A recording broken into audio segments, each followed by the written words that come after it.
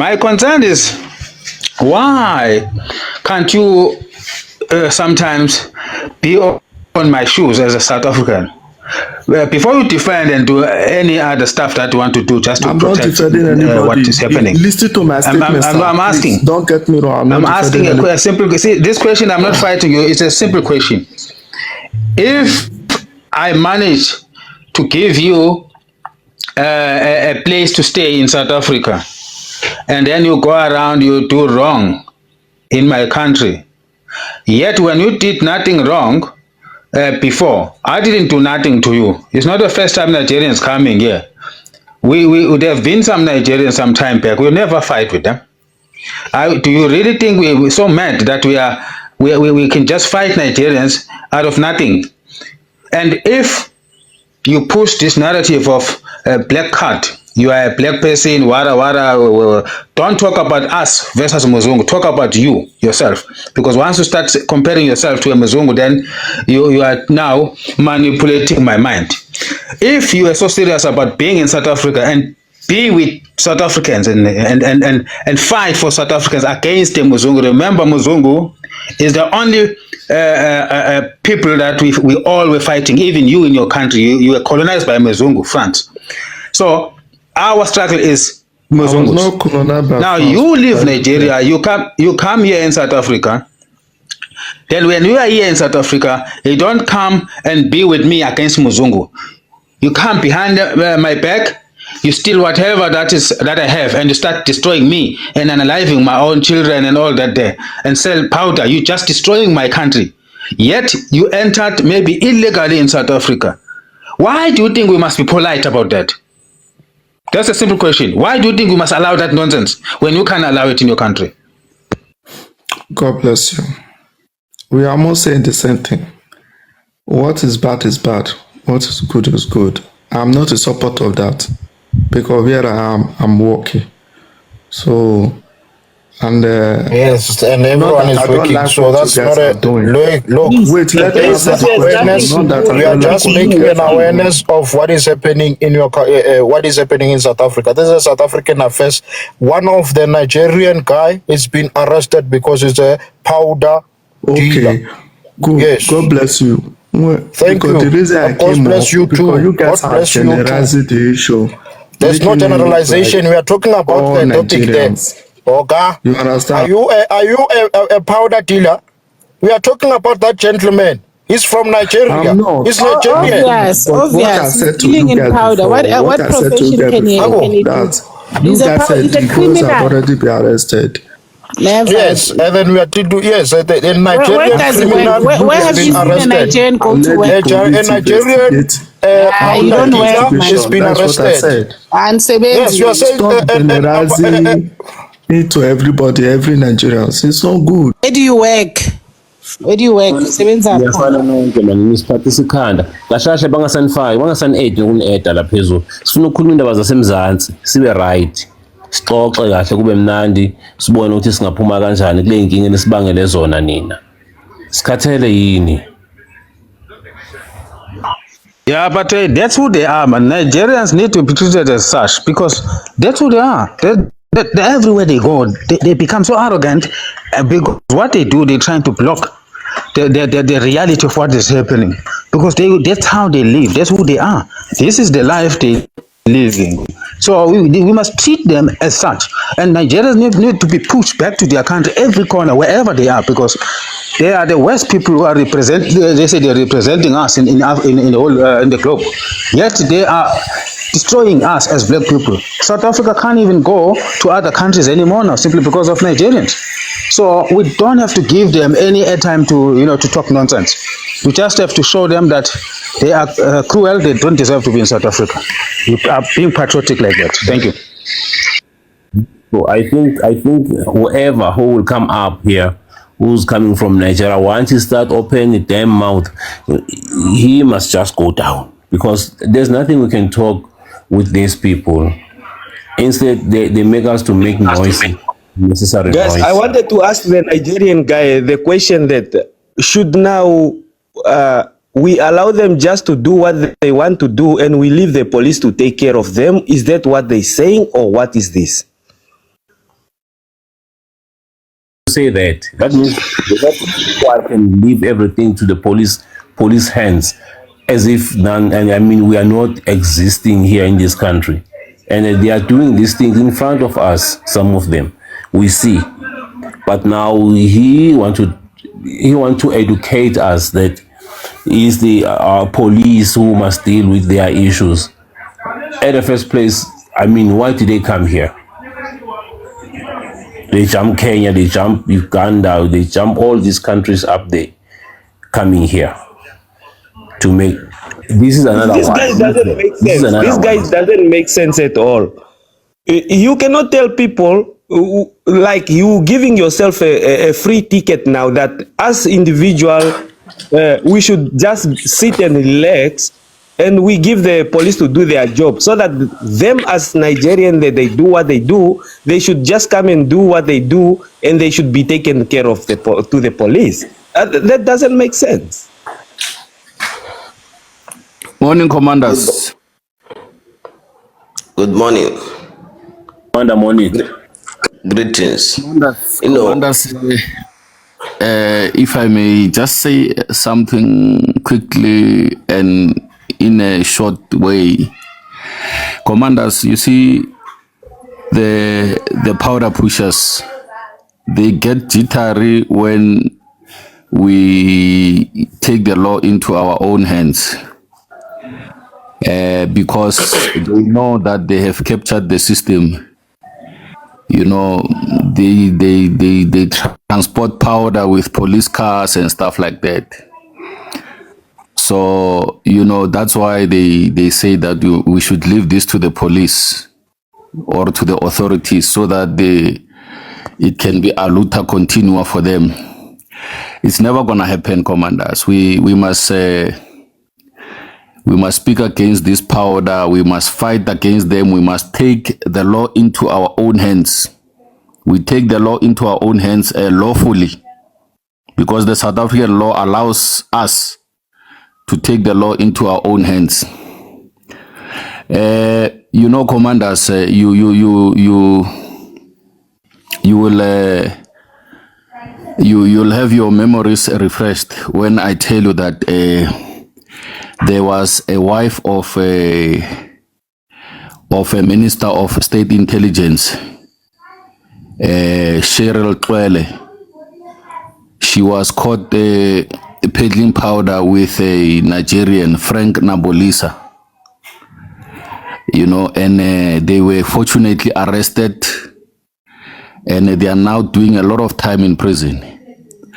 So I'm giving you this example to show you that the authorities are involved with the Nigerians in these drug pushing things. And they involve high-ranking officials in government, because you'll remember that the high-ranking officials, they've got something called diplomatic immunity. Their luggage cannot be searched at ports of entry. You know, their personally, they cannot be searched because they are diplomats. So the Nigerians have identified these these people in our government, and these people are assisting them to peddle powder. You know, even the Nigerian embassy house in South Africa, you will find that it is a warehouse for powder, because it enjoys this diplomatic immunity nonsense. So there's a lot of incidences, commanders, where, you know, police are involved in powder. You know, immigration officials are involved in powder. Customs officials are involved in powder. There is a value chain of of powder transportation between Limbombo border post and Springs. You know, we all know about that.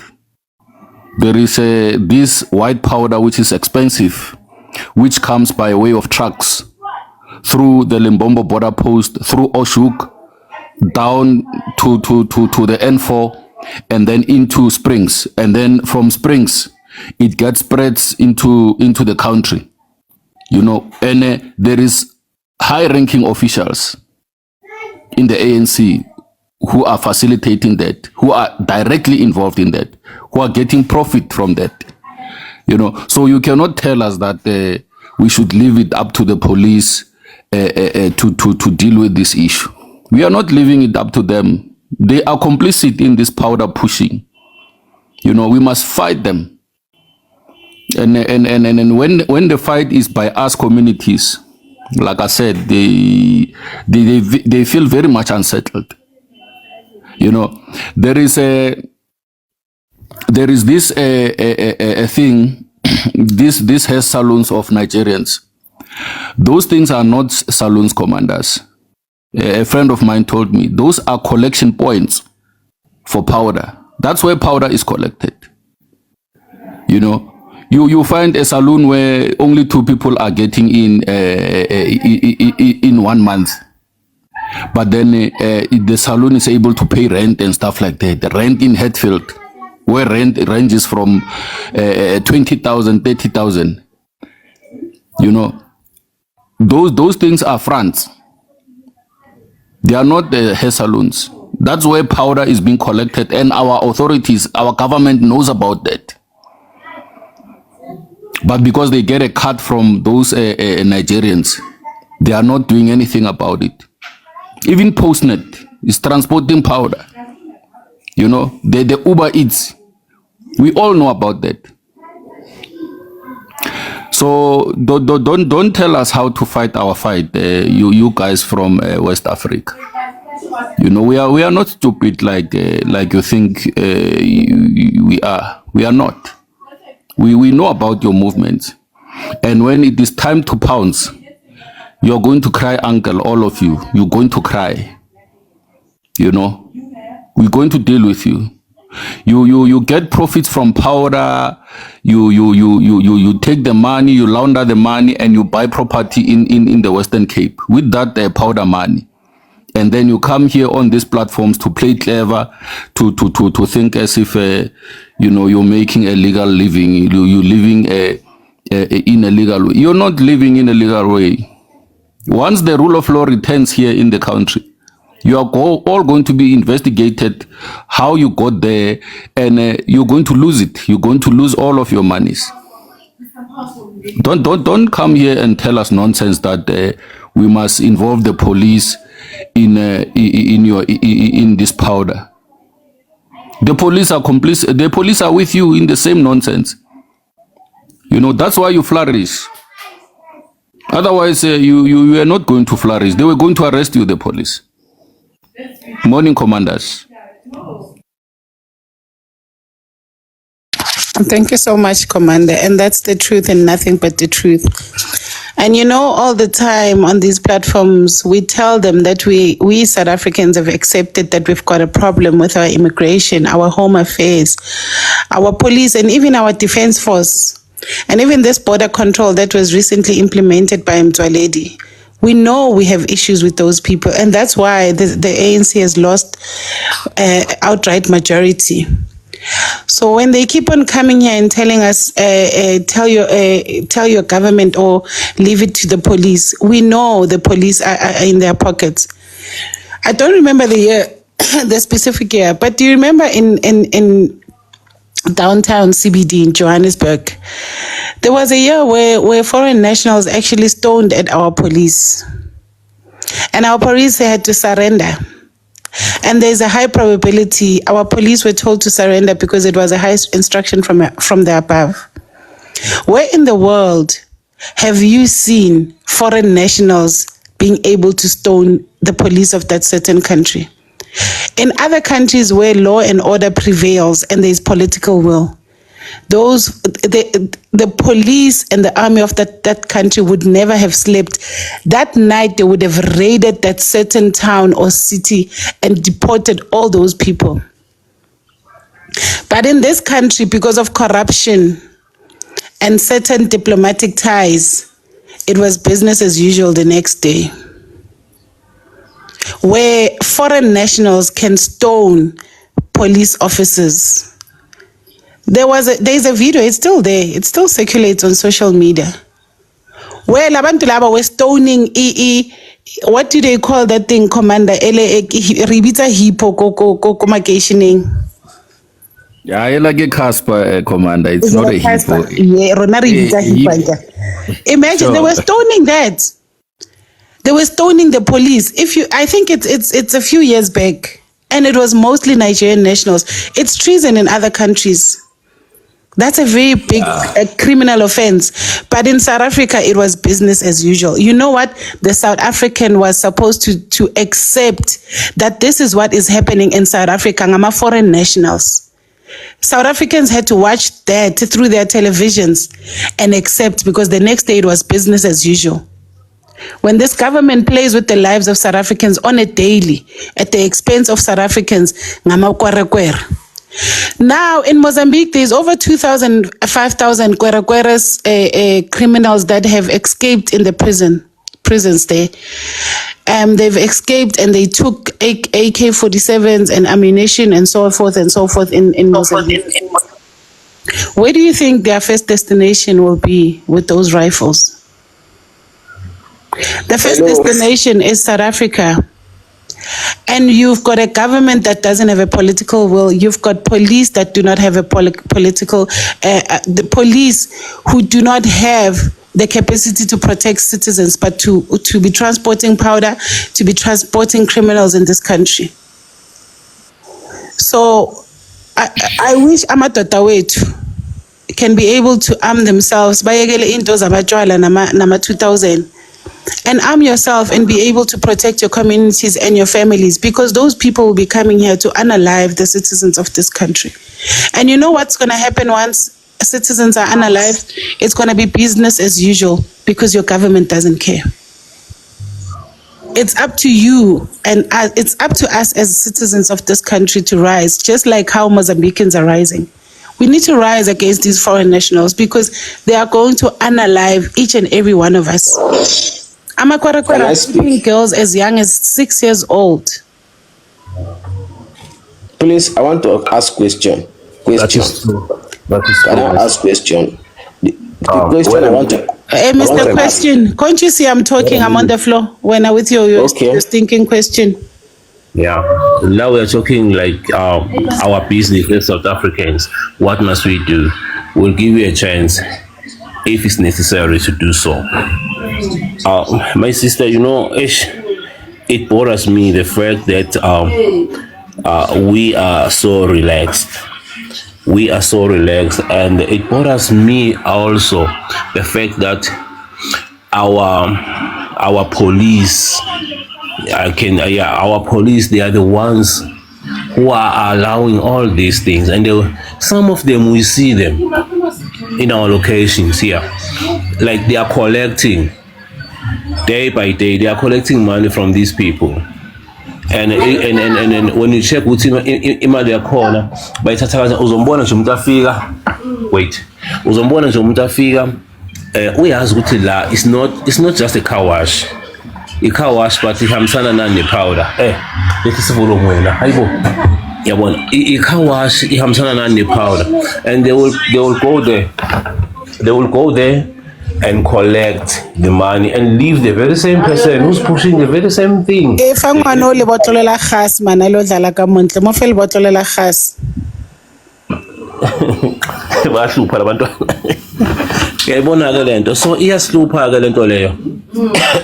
Kakhulu ngoba la silinyazwa iphathi yethu ephethe our ruling party, and then wazi ukuthi abakwazi ukuthi bamba these people, because once bababamba exactly nabo they are going down with them. That is why they are doing this hide and seek with us. So we have to stand and fight on our own. By the way, we are armed, some of us. We are waiting for this because we cannot just keep quiet and fold our arms. We have families here. Like, angeke nje sikwazi ukuthulela nje into esiyibona ukuthi iyabheda umpedo. And then labantu laba esicabanga ukuthi bangasisiza okwamaphoyisa angikhulumi ngepresident. Otherwise sisengabi nepresident. sisazoyithola mhlawumbe mangabe after 4 years basiyovota futhi ngoba le ayikho. He is the one who allowed this. Don't laugh. We are talking serious things here.